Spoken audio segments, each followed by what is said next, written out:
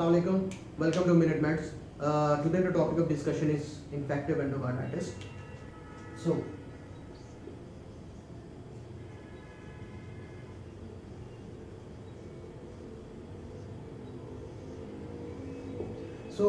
it means actually there is infection of the endocardium.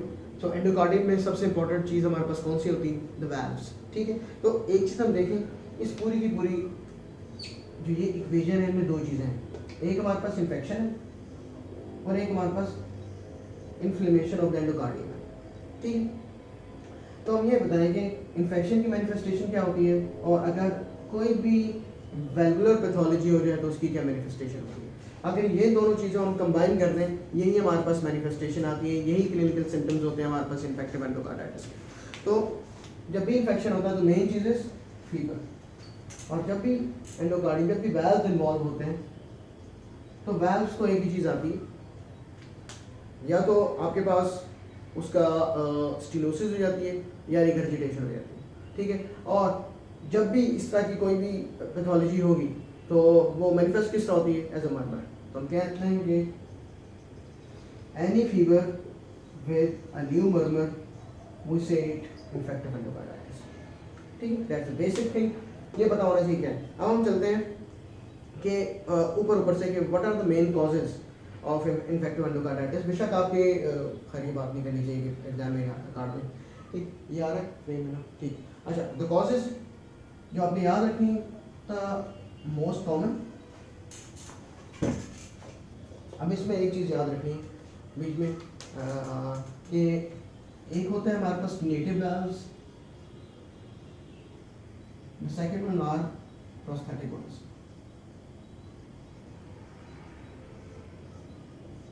हमेशा जब भी आपकी वेल्वुलर पैथोलॉजी होती है, कोई इन्फेक्शन होता है, तो they tend to infect the prosthetic ones first.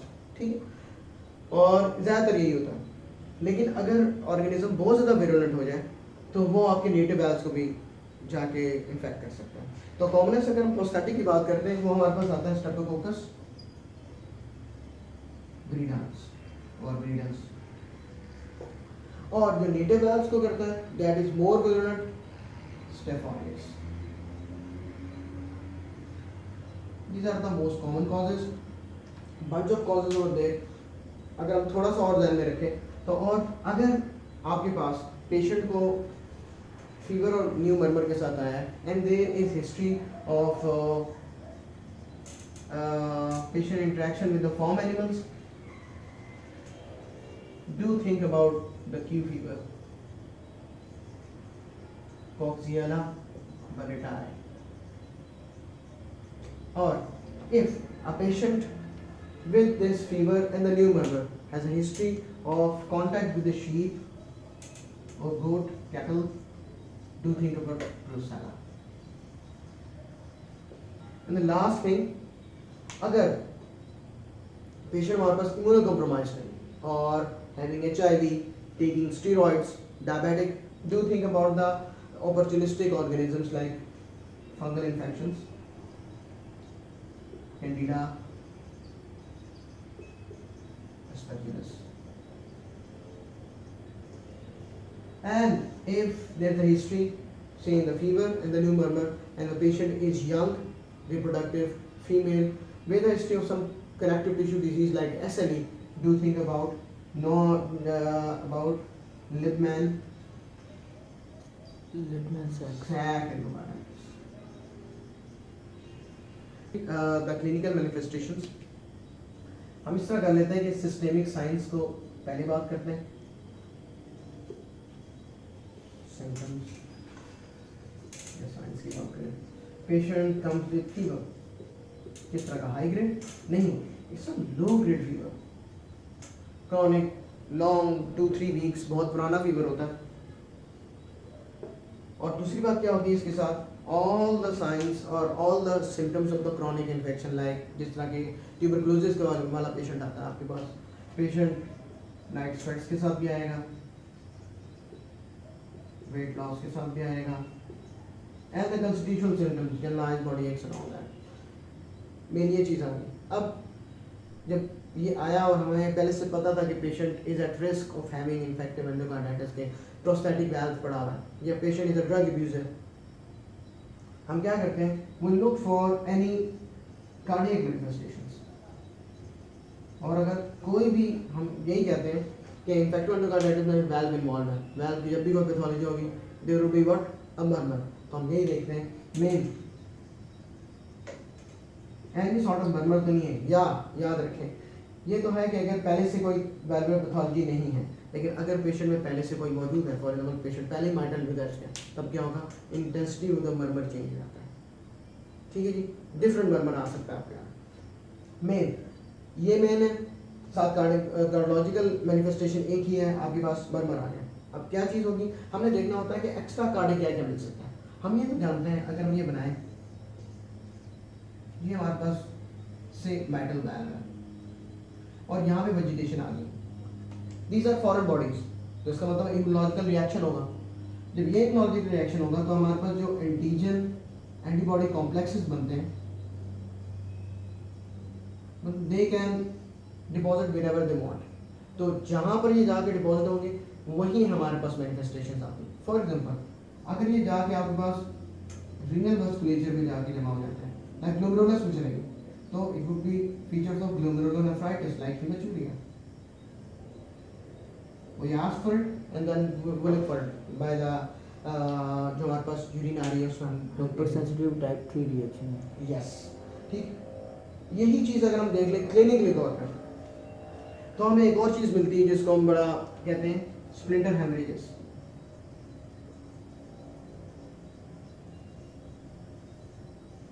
Splinter haemorrhages, this is actually the vasculitis that is caused by the antigen antibody complex that settles down over there। वहाँ पे हमारे पास complex आता है, वहाँ पे हमारे पास हेमरेज बनती है। और एक आखिरी चीज़ जो ऑस्लर नॉड्स होते हैं,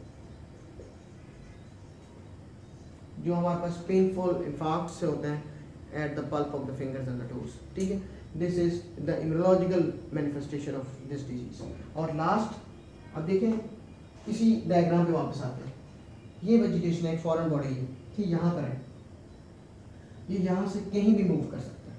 मतलब अगर ये कहें, अगर ये यहाँ से एक एम्बोलस बन जाता है तो this is the left heart, ये यहाँ से बॉडी में कहीं भी जाकर लॉन्च कर सकता है। इट मीन्स कि यहाँ से अगर ये डिसलॉज होता है, it can go into the brain and result in infarct. तो patient can come with stroke. ठीक है, ये हमारे पास आ गए। और अगर आपके पास फॉर एग्जांपल राइट हार्ट कहीं से इन्वॉल्व है, राइट हार्ट तो कोई वैल्व इन्वॉल्व है लाइक ट्राइकस्पिड वैल्व, और अगर यहाँ से वो डिसलॉज होता है, it will go to the lungs, pulmonary oedema and pulmonary embolism. ठीक, how to investigate a patient of suspected infective endocarditis. तो हमने देखा, हम बात ही कर रहे हैं कि patient has murmur with some valvular pathology. तो हम क्या करते हैं, जो हम फीवर है उसकी जब वर्कअप के लिए करते हैं तो पहली चीज़ होती है blood CP, to look for any leukocytosis और any connective tissue disease. Like for this we do ESR, CRP हो गया। और मेन चीज़ क्या है, हम इन्फेक्टिव पैथोलॉजी ढूंढ रहे हैं, तो हमने क्या करना होगा, ब्लड कल्चर्स। ब्लड कल्चर भी तब पता चलेगा जिसको हमें मेन वहाँ पे हमें पता चलता है, और वो भी हमारे पास जब 3 से ज़्यादा कल्चर्स पॉजिटिव है। द मेन क्राइटेरिया इसमें होता है, वो होता है modified Duke's criteria. We don't need the detail, लेकिन मेन चीज़ इसमें यही होती है कि द ऑर्गेनिज्म मस्ट बी आपके पास आ जाना चाहिए इन द ब्लड कल्चर्स, और आपको ये कंफर्म होना चाहिए ऑन इमेजिंग कि आपके पास वैल्व इन्वॉल्व हैं, वेजिटेशंस पड़ी हुई हैं। मॉडिफाइड ड्यूक क्राइटेरिया उसमें भी होता है ना, उन्हें वो दूसरा जोन्स क्राइटेरिया, वो जोन्स क्राइटेरिया उसमें, वो जो रोमैटिक फीवर में जोन्स क्राइटेरिया, इसमें ड्यूक्स क्राइटेरिया होता है। ठीक है, हम डीप में नहीं जाते क्योंकि ये उस वक्त की बात है जब लॉन्ग क्वेश्चन आते थे कि what is the Duke's criteria. ये अभी आप लोगों को बस इन्वेस्टिगेशन में ये कराते हैं, नाम पता होना चाहिए क्राइटेरिया, इसमें करते हैं ये आपने ब्लड कल्चर्स आना चाहिए। और दूसरी बात आपने क्या देखनी होती है, इसमें वैल्वुलर वैल्व के लेवल पे वेजिटेशन है कि नहीं, उसके लिए इकोकार्डियोग्राफी। ईसीजी नहीं करवाएंगे इसके अंदर? वेरी गुड यार, ईसीजी करवा सकते होते हैं, लेकिन जब हम बात करते होते हैं इसकी क्राइटेरिया में हमने दो चीज़ें देखनी है, या तो इन्फेक्शन देखना है या हमें ये देखना है कि मरमा, हमें पहले से पता है सब कुछ है, हमने देखना है अभी वेजिटेशन है कि नहीं, हमें वो नजर आनी चाहिए विजुअल पे, दैट्स वाई। ठीक है, तो हमने ये देख लिया ब्लड कल्चर्स पे ऑर्गेनिज्म कौन सा है, दूसरा हमने देख लिया इकोकार्डियोग्राफी पे कि द प्रेजेंस ऑफ वेजिटेशंस।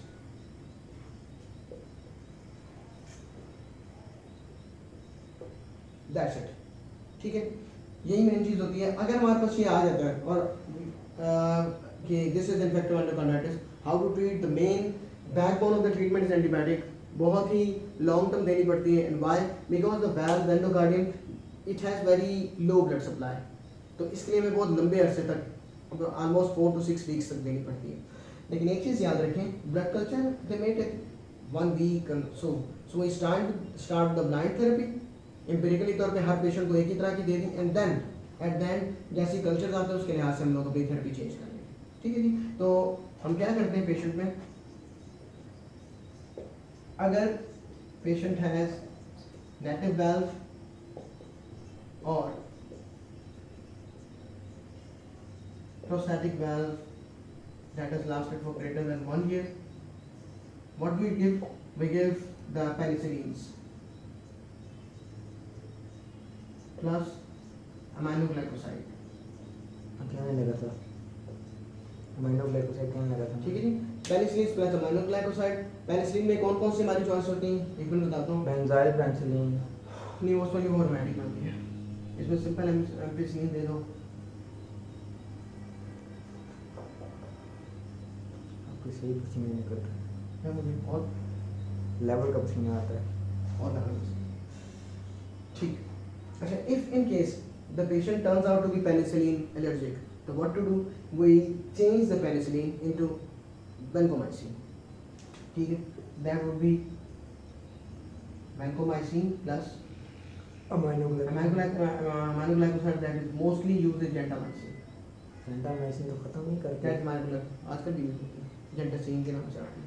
ठीक, ये हो गया। अच्छा, if the suspected patient, हम ये सोचते हैं कि उसमें मोस्टली ग्राम नेगेटिव्स होंगे और सस्पिशन है, तो हम क्या कर लेते हैं, ब्रॉड स्पेक्ट्रम एंटीबायोटिक दे देते हैं, लाइक एरिथ्रोमाइसिन। नहीं वो तो नहीं, मियोपिनम होता है और इसको हम ऐड करते हैं डेल्टामाइसिन के साथ।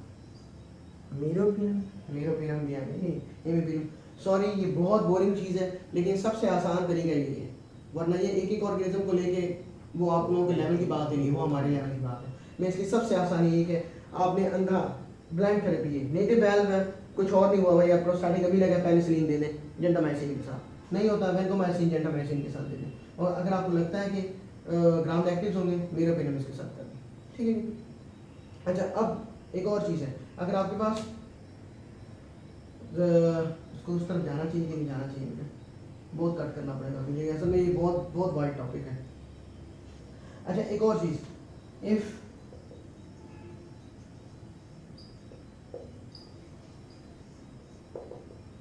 प्रोस्टेटिक, जिस तरीके तो हमने बात की थी ना कि नेटिव वाल्व है और अगर उसको ग्रेटर देन 1 ईयर है, लेकिन अगर लेस देन 1 ईयर हो, हम क्या करते हैं, वी ऑल्सो ऐड रिफाम्पिसिन, तो वी गिव 3 ड्रग्स, vancomycin,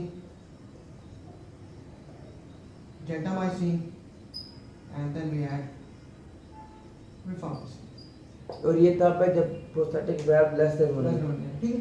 अच्छा, अब एक चीज़ ज़रा हम ध्यान में ज़रा रखें कि जब हमारे पास कल्चर्स की रिपोर्ट आएगी, then according to the organism we will change that.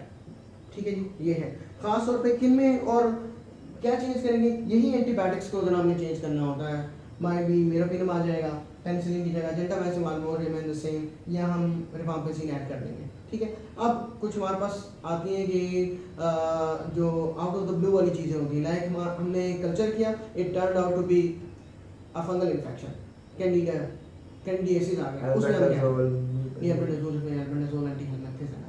ठीक है, तो एक चीज़ याद रखनी, ये मैं बताने पड़ेगी आखिरी चीज़, नहीं वो होगा ना मेरे तो याद थी, वो फ्लोक्सोटिन नहीं, फ्लोक्सिटिन ऐसे सारा है, नहीं ना सर जी, वो थी। मैं पता है तू क्या कहना चाह रहा, तो फ्लुक्स जब ये फिर मुझे मिटाना पड़ेगा, मैं तेरे से बात कर रहा हूँ। फ्लुक्सो फुक्सो समथिंग नाम। फ्लूकोनाजोल है वो जो तू कहना चाह रहा है, और तू बोल रहा है फ्लूऑक्सीडीन है जैसे सारा है। हाँ तो फ्लुकोनाजोल इस्तेमाल करेंगे। नहीं, बताता हूँ कौन सी कहते हैं, ठीक है जी। If candidiasis, candida, we go for amphotericin B, it's a systemic infection. Candida अगर लोकलाइज वगैरह हो तब हम दे देते होते हैं, वेलस्टेटिन भी जाते हैं वहाँ भी, यहाँ पे एम्फोटेरिसिन भी देनी पड़ती है, ठीक है जी। और अगर इफ एस्पेर्जिलस आता है then voriconazole. The duration of the treatment is almost 4 to 6 weeks, ठीक है जी। सो अगर हम